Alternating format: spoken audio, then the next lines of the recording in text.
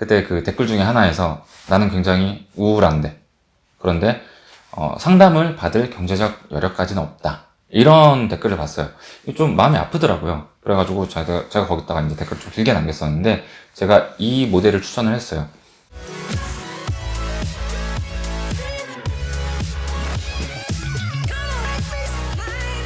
안녕하세요. 심리학 꿀팁 구독자 여러분, 박량입니다. 지난 시간에 우리 심리적 고통 3대장, 3대 천왕 중에서 우울과 분노에 대해서 다뤘었는데, 오늘은 불안과 그리고 또 이 3대 천왕을 어떻게 다스려야 될지, 어떻게 좀 깨부숴야 될지, 요거를 설명해 줄 수 있는 앨리스의 ABC 모델이라는 거에 대해서 알아보겠습니다. 지난 영상을 못 보고 오신 분들은 제가 이제 그 댓글에 고정 댓글로 링크를 남겨둘 테니까 그거 꼭 한번 보고 오세요. 일단 불안하면 고통스럽다, 이게 어떤 느낌인지 아세요? 제가 만약에 심리학적인 지식이 없었다면은 이게 잘 체감이 안 됐었을 것 같아요. 예를 들어서 뭐 시험 보기 전에 불안해? 당연한 거 아니야? 뭐 이게 고통이야. 약간 이런 식으로 이해를 하시겠죠. 그런데 이 불안이 어떤 심리적인 고통을 만들어내는지 여러분이 알게 되신다면은 좀 생각이 많이 바뀌실 거예요. 이 불안이 내가 봤을 때 심리적 고통의 쌀 같은 존재예요. 뭐 쌀로 막 밥도 짓고 뭐 떡도 만들고 막 막걸리도 만들고 막 이러잖아요. 이 별의 별 이상한 걸로 다 발전을 해요. 이상한 거라고 그러면 좀 그렇고, 이제 심리적 고통으로 발전을 많이 해요. 불안이 이렇게 생각보다 우울이나 분노에 비해서 내가 봤을 땐 더 못됐어, 얘가. 이렇게 못된 친구인데, 물론 불안도 우울도 분노도 다 필요해요, 우리 살아가는 데 있어서. 불안하지 않으면 우리는 생존할 수가 없어요. 위험 요소를 미리미리 다 제거를 해야 되잖아요. 그걸 해주는 게 불안이거든요. 원시시대부터 불안을 느꼈어야지. 또 진화 심리학 얘기를 하고 있네 갑자기. 불안해야지 옆에 사자가 있는 것 같은 불안, 그럼 난 먹히지 않겠다 도망가고, 이제 이런 것 때문에 필요한데, 이 불안이 강해지면 문제가 되기 시작하는 거예요. 내가 어딘가 심리적으로 고통스럽고 아파. 그런데 이 원인이 불안 때문이라는 걸 잘 몰라요, 생각보다. 그렇기 때문에 또 이제 불안에 대해서 이야기를 해드리겠습니다. 첫 번째로, 불안은 낮은 자존감을 만들어내요. 제가 예전에 낮은 자존감에 대해서 에피소드 따로 하나 만들었었죠. 거기서 제가 뭐라고 말씀드렸었나요? 완벽주의는 낮은 자존감을 만들어낸다. 낮은 자존감. 이렇게 발음이 세. 낮은 자존감을 만들어낸다. 그런데 완벽주의는 불안의 친구예요. 약간 베프 느낌이야. 서로 같이 다녀. 일단 완벽주의는 내가 스스로 달성하기 굉장히 힘든 그런 완벽한 목표를 만들어놔요. 그런데 우리 인간이죠. 완벽할 수가 없어. 그렇게 이제 뛰어넘지 못하진 않겠지만 뛰어넘기 되게 힘든 그런 허들을 혼자 만들어 놓고, 내가 이걸 못 넘어서 나는 완벽하지 않다. 완벽하기 위해서 계속 더 노력해야 된다. 불안하다. 완벽하지 못해서 내가 불안하다. 이런 식으로 혼자 고통을 받는 거예요. 이런 게 이제 낮은 자존감의 원인이 되는 거죠. 자, 그러면 예를 들어서 한번 이야기를 해볼까요? 내가 외모적인 자존감이 굉장히 낮아. 사실 자존감이 낮으면 다 낮아져요. 외모만 낮고 이런 거 별로 없어. 근데 이제 외모에 대해서 자존감이 낮다고 한번 가정을 해봅시다. 남들이 봤을 때 내 외모는 괜찮아. 그런데 내가 스스로 만족이 안 되는 거예요. 예를 들어서 내 피부는 완벽해야 돼. 여드름이 하나라도 나면 남들이 나를 흉보고 이럴까봐 이제 너무 불안한 거야. 그래서 실제로는 내 외모가 충분히 괜찮음에도 불구하고 항상 자기를 구박해. 항상 불안해. 나는 완벽할 수 없기 때문에, 여드름이 안 날 수 없기 때문에 나는 항상 불안해. 하지만 없애려고 노력할 거야. 이러면서 고통을 받는 거예요, 혼자서. 근데 이 원천에는 뭐가 있다? 불안이 있다. 불안이 완벽주의로 발전을 하고, 완벽주의가 낮은 자존감을 야기를 하고, 야기라는 게 이제 이끌어내고, 이렇기 때문에 이제 악순환의 고리가 이렇게 생겨서 가는 거지. 그러니까 기차예요. 여기 불안, 완벽주의, 그 다음에 낮은 자존감. 이 기차죠. 이 기차가 어디로 가냐? 심리적 고통이라는 종착역으로 가는 겁니다. 그래서 이 불안, 아까 얘기했죠. 심리적 고통의 씨앗 같은, 악마의 씨앗 같은 그런 존재. 반면에 자존감이 높은 분들은 어때요? 내가 여드름이 여기 한 35,000개가 이렇게 나왔더라도 그렇게 크게 신경 안 써요. 남들의 시선을 그렇게까지 많이 신경 안 씁니다. 물론 자존감이 너무 높아가지고 남들한테 피해를 준다, 이건 나쁜 거예요. 그런데 본인은 자존감이 높기 때문에 심리적인 고통을 받지 않아. 굉장히 심리적으로 건강한 상태라는 거죠. 그래서 보아 노래 중에 걸스온탑이라고 있어요. 나는, 부르진 않을게. 나는 나인걸 누구도 대신하지 마라. 이런 말이 있는데, 저 미성년자 때 나온 노래예요. 되게 오래된 노래인데, 그때는 몰랐는데 지금 생각해보니까 이거 굉장히 높은 자존감의 그런 표상이랄까? 그런 느낌이야. 그래서 여러분도 이 가사를 가슴속에 품고 사세요. 나는 나인 걸 누구도 대신하지 마라. 뭐 이렇게 항상 삶을 좀 건강하고 심리적 고통감 없이 사셨으면 좋겠습니다. 그리고 두 번째로 야기하는 애들은 뭐 강박증, 뚝 소리 났어. 강박증, 그리고 공황장애. 이 강박증이랑 공황장애는 둘이 약간 친구예요. 그리고 뭐 신경쇠약, 뭐 징크스 이런 거 만들어낼 수가 있어요. 불안이. 일단 신경쇠약은 내가 범불안 장애라고 있어요. 그러니까 모든 게 불안한 거야. 예를 들어서 뱀 공포증 이런 거 있죠. 그런 거는 뱀이 불안한 거야. 쥐공포증, 쥐가 불안한 거야. 특정 대상. 범불안, 모든 게 다 불안한 거야. 만사가 다 불안하면 내가 심리적 에너지, 신체적 에너지 다 쓰게 됩니다. 그렇기 때문에 이제 신경쇠약이 오는 거고, 그리고 강박증은 어떤 현상인지 여러분 알고 계신 분들이 굉장히 많은데 그 원천에 이 불안이 자리 잡고 있다는 걸 잘 모르시는 분들이 많아요. 강박증 예시로 뭐를 들어볼까? 예를 들어서 가스불 안 끄고 오는 거, 그거 뭔지 아세요? 내가 집 밖에 딱 나갔어. 그런데 다시 들어와야 돼. 왜? 가스불을 안 끄고 온 것 같아. 뭐 불을 안 끄고 온 것 같아. 물을 안 끄고 온 것 같아.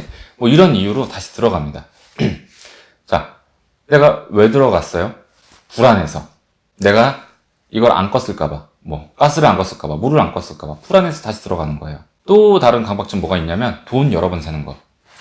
이건 뭐 어떻게 보면은 기능적인 걸 수도 있는데 어쨌든 이렇게 너무 많이 세는 거는 약간 강박 그런 느낌이 있어요. 사실 돈을 왜 많이 세야 돼? 한 번으로 그치지 못해. 왜 두 번 이상 세야 돼? 불안해서. 뭔 느낌인지 알겠죠? 그래서 이런 강박증 행동에 대해서 설명을 드리자면 이 강박 행동을 왜 하느냐면은 남들이 보기에는 되게 이제 좀 잡스러운 행동이에요. 불필요한 행동이에요. 그런데 이걸 겪는 당사자는 이렇게 해야지 불안이 해소가 돼. 나는 불안하고 싶지 않은데 남들이 봤을 때 잡스러울지 몰라도 내가 이걸 해야지 불안이 없어지는 거야. 그래서 이제 마음의 안정을 찾을 수 있는 거지. 고통을 더는 거지. 불안이라는 고통을 이렇게 내가 잡스러운 강박 행동을 함으로써 덜어주는 거예요. 스스로. 그러면은 강박적인 행동을 하시는 분들은 모두 심리적으로 고통스럽다? 요건 아니에요, 또. 내가 돈을 여러 번 세. 돈을 여러 번 셈으로써 내가 지금 불안이 없어졌지? 그래서 내가 행복해. 그러면은 자발적으로 행복하다면 이건 괜찮아요, 사실은. 근데 이런 분들이 문제지. 내가 돈을 여러 번 셈으로써 이게 고통스러워. 아까 그렇게 고통스럽지 않은 분들은 어떻게 보면은 자존감이 그렇게 이제 강한 분들, 높은 분들이고 낮은 분들은 남들이 신경 쓰이잖아요. 그리고 나 스스로도 이게 싫단 말이야. 나의 이 행동이. 그러면 이제 고통스럽지. 이게 충돌을 하는 거죠. 돈을 세면서 이제 불안을 해소하고 싶은 그런 마음과 그런 욕구랑 그리고 남들에게 정상적인 그리고 잡스러운 행동을 안 하는 그런 사람으로 비춰지고 싶은 그런 마음 그리고 나 스스로도 내가 뭔가 정상적이고 효율적인 사람이다 이렇게 되고 싶은 그런 욕구 이런 게 충돌을 해서 심리적 고통으로 발전을 하는 거죠. 그리고 징크스에 대해서는 제가 또 예전에 얘기했었어요. 그 옛날 에피소드인데 도박 중독 치료법 이렇게 해가지고 얘기했었는데 거기서 체계적 둔감화라는 방법을 통해서 이야기를 했던 적이 있어요. 이 징크스도 강박증의 굉장히 이제 약화된 버전이에요. 예를 들어서 어떤 야구 선수가 특정한 모자를 쓰고 그 경기에 나가야 돼. 왜? 이 특정한 모자를 써야지만 이기더라. 안 쓰면 불안하니까. 이것도 불안에 기인을 한 그런 증상 중에 하나죠. 징크스도 마찬가지로 근데 사실 본인이 또 고통스럽지 않다면 이 징크스로 인해서 본인이 고통스럽지 않다면 이것도 괜찮아요. 사실은. 근데 고통스러우면 이제 이놈의 불안 때문에 그런 거다. 이렇게 이해를 하시면 되겠습니다. 그리고 뭐 거식증도 있죠. 우울증도 유발할 수 있어요.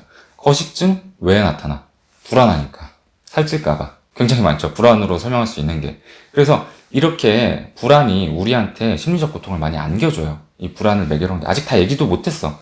근데 더 이상 얘기하진 않을게요. 너무 길어지니까 여기서 끊고 이제 굉장히 많은 부분을 건드립니다.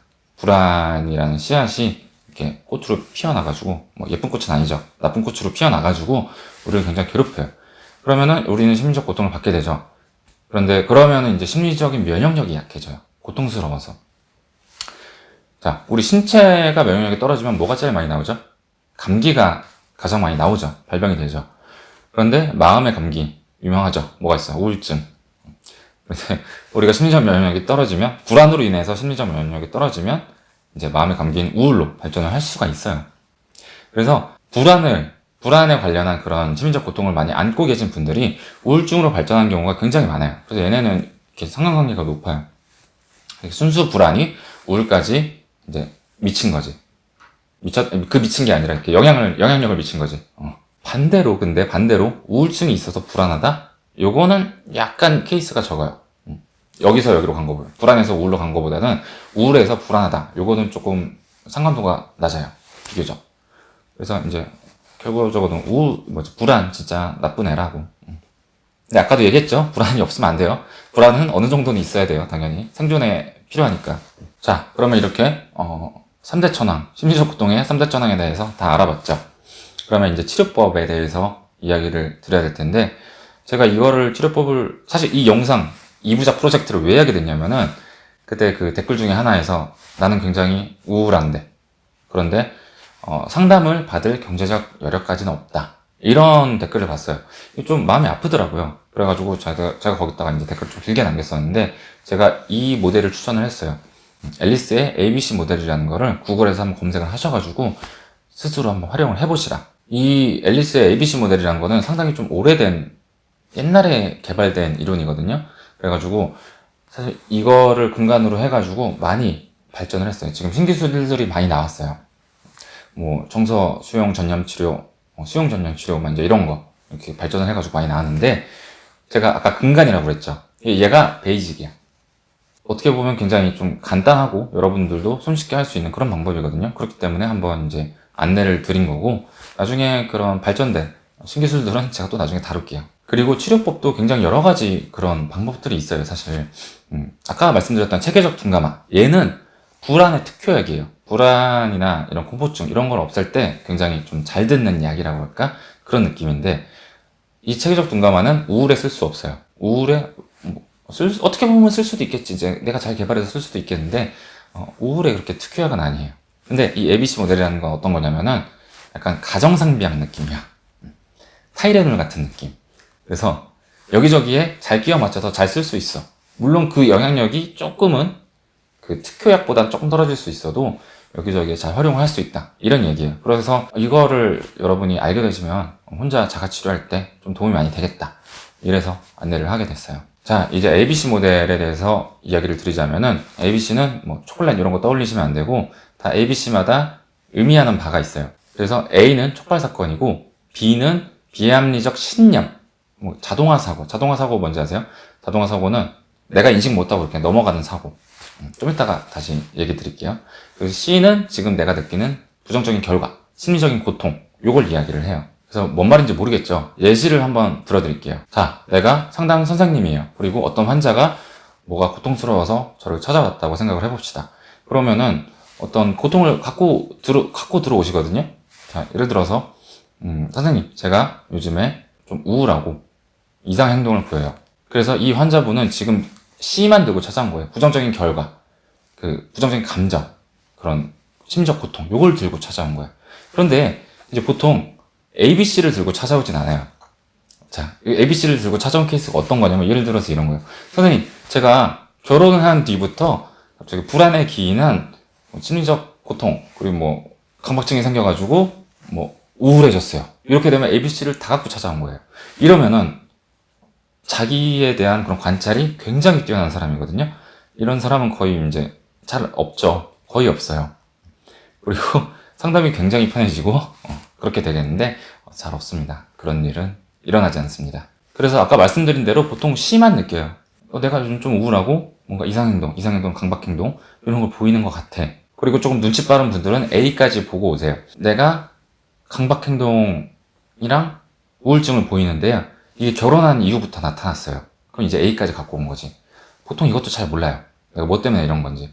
그리고 B는 절대 안 갖고 와. B 뭐냐? B는 불안이었죠.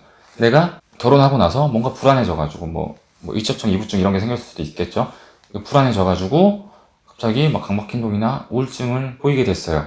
여기까지 모른다고. 보통 C를 갖고 오거나 AC를 갖고 옵니다. 그래서 B를 찾아내요. 상담을 하면서. 그걸 여러분이 직접 해보시라는 거예요. 우리 생활에서 이 B는 인식을 잘 못하거든요. 자, 예를 한번 들어봅시다. 아까 자동화 사고 다시 설명해 드린다고 그랬죠. B가 자동화 사고잖아요. 자, 내가 운전을 하고 있어.